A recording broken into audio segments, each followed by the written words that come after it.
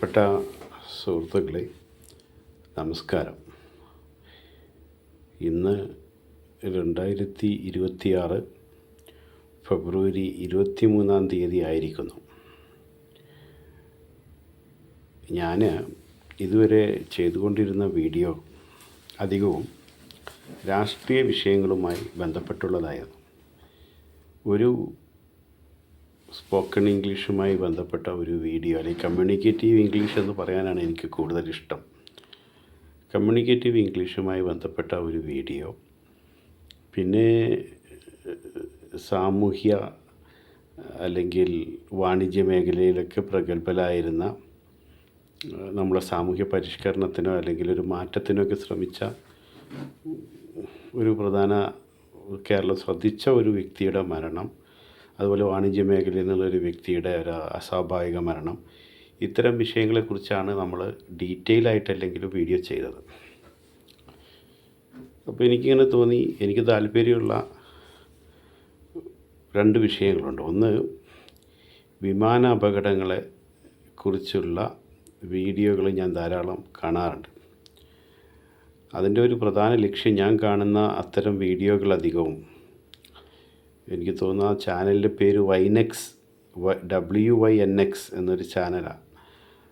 അപ്പോൾ നല്ല ആക്യുറസിയോടുകൂടി, നല്ല ആക്സൻറ്റോടുകൂടി ഒരാൾ ഇംഗ്ലീഷ് സംസാരിക്കുന്നതുണ്ടെങ്കിൽ അവരോട് എനിക്ക് വലിയ ബഹുമാനമാണ്. അങ്ങനെ അതുകൊണ്ട് അങ്ങനെ കാണാറുണ്ട്. അതുപോലെ ഈ മിസ്റ്റീരിയസ് ആയിട്ടുള്ള സംഭവങ്ങൾ, അന്വേഷണങ്ങൾ, ഇതേക്കുറിച്ചുള്ള വീഡിയോകൾ എനിക്ക് ഇഷ്ടമാണ്. അത്തരം സംഭവങ്ങൾ, ഒരു കാലത്ത് ഞാനൊക്കെ കോളേജിൽ പോയിക്കൊണ്ടിരുന്ന ഘട്ടത്തിൽ രാത്രിയിൽ, ആ കാലത്ത് സൂര്യ TV യിൽ ഇത്തരം അന്വേഷണ കഥകൾ വരുമായിരുന്നു. അതിലന്ന് ഞാൻ ഓർക്കുന്നത് മാളയിലെ ഇരട്ട കൊലപാതകമാണ്. ഇപ്പം ഞാൻ പറയാൻ കാരണം, ഞാൻ ഇന്ന് ഒരു ചെറിയ ആമുഖം പോലെ ഒരു വിഷയം പറയുകയാണ്. അപ്പോൾ അതിന് നമുക്ക് ഈ യൂട്യൂബിൻ്റെ അനലിറ്റിക്സിൻ്റെ അടുത്ത്, യൂട്യൂബിൽ നിന്ന് തന്നെ നമുക്ക് നമ്മളെ വീഡിയോ എത്ര ആളുകൾ കാണുക, അത് മറ്റുള്ളവർക്കും കുറച്ചൊക്കെ കാണാമായിരിക്കും. അതിൻ്റെ വ്യൂ ഡ്യൂറേഷൻ എത്രമാത്രം അത് ആളുകൾ കാണുന്നു, അതിനോട് ആളുകൾ എങ്ങനെ പ്രതികരിക്കുന്നു എന്നുള്ളതിനനുസരിച്ച് ഈ വീഡിയോയുടെ തുടർ വീഡിയോ ഞാൻ ചെയ്യുന്നതാണ്. ഇതൊരു കേരളം ശ്രദ്ധിച്ച ഒരു സംഭവമാണ്. 2001 ഒരു സംഭവം, ഒരു 6 കൊലപാതകങ്ങൾ നടന്നൊരു സംഭവം. ഇത് ഇങ്ങനെ ഒരു പതുങ്ങിയ ശബ്ദത്തിലൊന്നും പറയേണ്ട ഒരു കാര്യമല്ല, ഒരു അടച്ച റൂമിലിരുന്ന് ഇങ്ങനെ പറയേണ്ട കാര്യമൊന്നുമല്ല. പക്ഷേ എനിക്കിങ്ങനെ ഇപ്പോൾ അത് ചെയ്യണമെന്ന് തോന്നിയപ്പോൾ ഞാനതങ്ങനെ ചെയ്യുന്നു. ഇതിൻ്റെ തുടർ ഭാഗങ്ങൾ നമുക്ക് കുറേ കൂടി അട്രാക്റ്റീവാക്കി നോക്കാം. പറഞ്ഞു വരുന്നത്, 2001 ജനുവരി 7 ആണ് ലോകം ഈ സംഭവം അറിയുന്നത്. സംഭവം ഉണ്ടായത് എറണാകുളം ജില്ലയിലാണ്, ആലുവയിൽ അവിടുത്തെ നഗരസഭാ ഓഫീസിൻ്റെയും റെയിൽവേ സ്റ്റേഷൻ്റെയൊക്കെ അടുത്ത് മാഞ്ഞൂരാൻ എന്ന് പറയുന്ന ഒരു കുടുംബം താമസിക്കുന്നു. അവിടുത്തെ കുടുംബനാഥൻ അഗസ്റ്റിൻ ഒരു ഹാർഡ്വെയർ വ്യാപാരിയായിരുന്നു. അഗസ്റ്റിൻ്റെ വീട്ടിൽ അദ്ദേഹവും അദ്ദേഹത്തിൻ്റെ അമ്മയും സഹോദരിയും അദ്ദേഹത്തിൻ്റെ ഭാര്യയും 2 കുട്ടികളും ആണ് ഉണ്ടായിരുന്നത്. അഗസ്റ്റിൻ്റെ ഭാര്യയുടെ മാതാവ് പ്രായാധിക്യം കൊണ്ടും രോഗാവസ്ഥ കൊണ്ടും മറ്റുള്ളവരുടെ പരിചരണം ആവശ്യമുള്ള ഒരാളായിരുന്നു. അഗസ്റ്റിൻ്റെ ഭാര്യ അദ്ദേഹത്തിൻ്റെ ആ ഭാര്യയുടെ മറ്റ് സഹോദരിമാരെ പോലെ അമ്മയെ ശുശ്രൂഷിക്കുന്നതിന് വേണ്ടി അവരുടെ വീട്ടിൽ പോകുമായിരുന്നു. ആലുവയിൽ നടന്നത് 6 പേരെ ഒരാളെന്ന് പറയുന്നു വധിച്ച സംഭവമാണ്. ആ സംഭവം പലരും കേട്ടിരിക്കും, ഞാനൊരല്പം പറയാം. പിന്നെ എൻ്റേതായിട്ടുള്ള ആ വിഷയത്തെക്കുറിച്ചുള്ള എൻ്റെ കാഴ്ചപ്പാട് എന്താണെന്നൊക്കെ പറയാനാണ് ഞാൻ ഉദ്ദേശിക്കുന്നത്. അപ്പോൾ ഇതിന് കിട്ടുന്ന റെസ്പോൺസിനനുസരിച്ച് നമ്മളത് തുടർന്ന് ഈ വിഷയം പറയണോ വേണ്ടേ, ഇതുപോലുള്ള വിഷയങ്ങൾ പറയണമെന്ന് തീരുമാനിക്കും.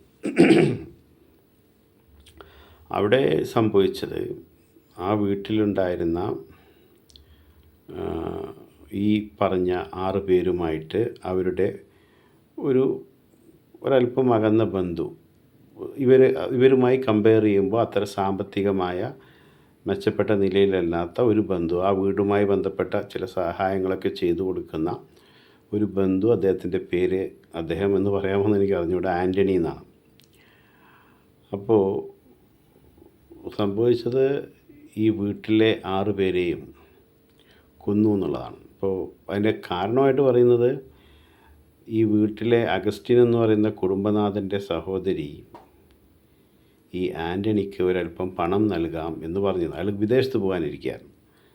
അവസാന നിമിഷത്തിൽ ആ സ്ത്രീ ആ പറഞ്ഞ വാക്ക് മാറ്റിയപ്പോൾ ആ ദേഷ്യത്തിൽ അവരിരുന്ന ഒരു ഇരിപ്പിടം ആൻ്റണി തള്ളി മാറ്റിയെന്നും അപ്പോൾ ആൻ്റണിക്ക് അവരെ കൊല്ലേണ്ടി വന്നു എന്നും പിന്നീട് ആ ഒരു കൊലപാതകം മറച്ചു വെക്കാൻ വേണ്ടി ആൻ്റണി മറ്റു പലരെയും കൊന്നുവെന്നും അവിടെ നിന്ന് ഉള്ള ആഭരണങ്ങളോ മറ്റോ എടുത്ത് ആൻ്റണി അത് വിറ്റ ശേഷം അതുകൊണ്ട് കിട്ടിയ പണം കൊണ്ട് അദ്ദേഹത്തിനുണ്ടായിരുന്ന, വീണ്ടും ആ വാക്കങ്ങനെ വരികയാണ്, അയാൾക്കുണ്ടായിരുന്ന ഈ കടങ്ങൾ വീട്ടി എന്നിട്ട് അദ്ദേഹം ആൻ്റണി സൗദിയിലേക്ക് പോയി.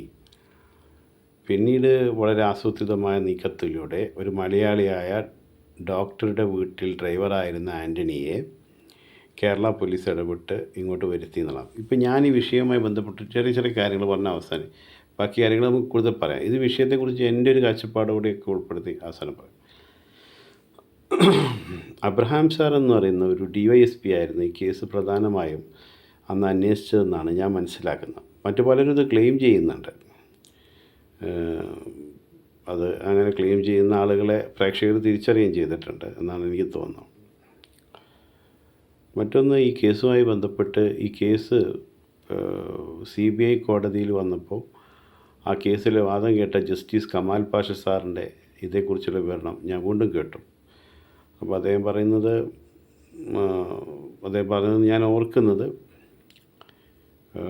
പുരുഷോത്തമൻ നമ്പീശൻ എന്ന് പറയുന്ന ഒരു വക്കീലാണ് ഈ കേസിൽ പ്രോസിക്യൂഷന് വേണ്ടി ഹാജരായത് എന്ന് അദ്ദേഹം പറയുന്നു. ഇപ്പോൾ ഇതിനകത്തുള്ള വിഷയം, ഈ പല ആളുകളും പല രീതിയിൽ വിഷയത്തെ അവതരിപ്പിക്കുന്നുണ്ട്. ആൻ്റണി ആണോ കൊന്നത്? അതിനകത്തുള്ള ഒരു വലിയ വിഷയം, ഈ കേസിനകത്ത് പിന്നീട് വന്ന ഒരു കാര്യം, ഈ മരണപ്പെട്ടവരുടെ കൂട്ടത്തിൽ അഗസ്റ്റിനാണോ അദ്ദേഹത്തിൻ്റെ ഭാര്യയാണോ ആദ്യം മരണപ്പെട്ടത്? കാരണം ഭാര്യയാണ് ആദ്യം മരണപ്പെട്ടതെങ്കിൽ ഭാര്യയുടെ പേരിലുള്ള സ്വത്ത് കൂടി അഗസ്റ്റിന് പോവും. അപ്പോൾ അഗസ്റ്റിൻ്റെയും ഭാര്യയുടെയും മറ്റ് അവകാശികളൊന്നും ഇല്ലാത്തതുകൊണ്ട് പണം അഗസ്റ്റിൻ്റെ കുടുംബത്തിന് ലഭിക്കും. നേരെ മറിച്ച് ഈ അഗസ്റ്റിനാണ് ആദ്യം മരണപ്പെട്ടതെങ്കിൽ അദ്ദേഹത്തിൻ്റെ ഭാര്യയുടെ അവകാശികൾക്കാണ് ഇത് ലഭിക്കുക.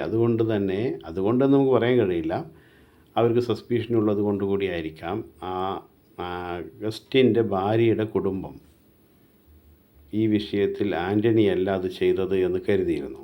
അതിനൊരുപാട് കാരണങ്ങൾ, അവർക്ക് ന്യായങ്ങൾ പറയാനുണ്ട്. അപ്പോൾ ആ വിഷയവുമായി ബന്ധപ്പെട്ട് എന്തായിരിക്കാൻ സംഭവിച്ചത് എന്നുള്ളതിൻ്റെ നിഗമനവും മറ്റാ വിഷയവുമായി ബന്ധപ്പെട്ടുള്ള കൂടുതൽ വിവരങ്ങളും ഉൾക്കൊള്ളിച്ചുകൊണ്ട് നമ്മൾ പിന്നീടൊരു വീഡിയോ ചെയ്യുന്നതാണ്. ഇപ്പോൾ ഈ വീഡിയോയ്ക്ക് ലഭിക്കുന്ന പ്രതികരണങ്ങളുടെ അടിസ്ഥാനത്തിൽ നമ്മളത് ചെയ്യണോ വേണ്ടേ എന്നുള്ളത് തീരുമാനിക്കുകയും ചെയ്യുന്നതാണ്. നന്ദി, നമസ്കാരം.